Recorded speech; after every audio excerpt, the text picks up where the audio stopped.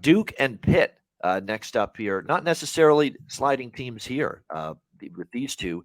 Duke now, Pitt, I should say, 7.5 point home favorites in this game, 52 being the total. Pitt destroying Virginia.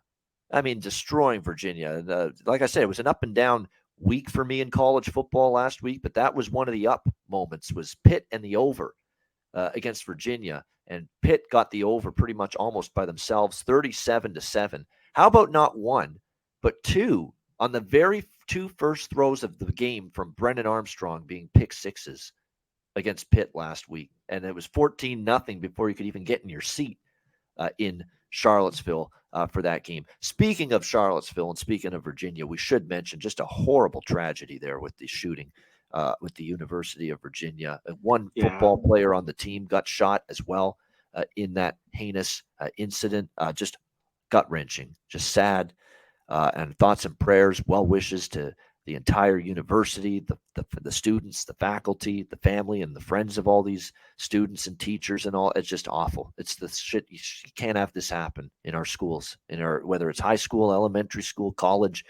It just makes your stomach turn when you see incidents like that, and just absolutely 3 football players killed. So that's just brutal, terrible. And look, I'd be shocked. Like, is Virginia expected? Like, Virginia's not on our games list this week, but I think we're going to play this weekend. It's probably going to be postponed. I know the Virginia basketball game tonight with Northern Iowa has been postponed. So keep that in mind. So obviously there's more important things in sports right now to deal with there with the university. It's awful stuff, and we wish everyone well there.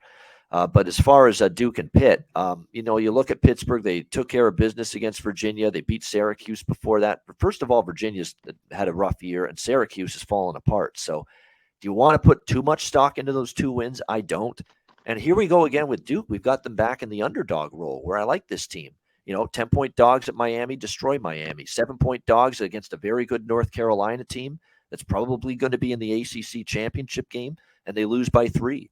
In that rivalry game. Riley Leonard's been good at the quarterback spot. Defense has been a little bit spotty, I will say that, but that shows up more when you're favorites, not when you're 7.5 point underdogs like this.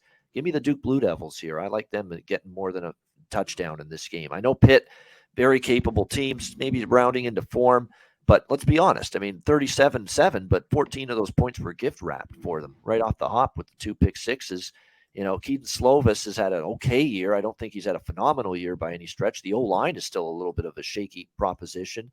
Abanaconda did get the run game going, but Pitt O-line's had some erratic play one week to the next. I think it's a few too many points here, especially with Duke just being terrific in the dog roll.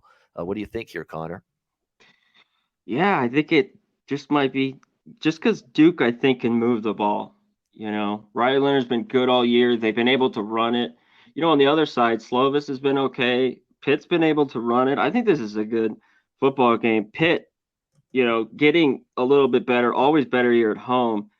One thing for Duke that should get them up, they've gotten their ass whipped by even when they were a little bit better 7 years ago or so, they would lose to Pitt. And then they've had the dreadful years the last few years. I think they're 0-6 or 0-7 the last 6 or 7. But Duke catching more than the touchdown. That's my lean here early. I think they can hang around in this game. I think this could be close.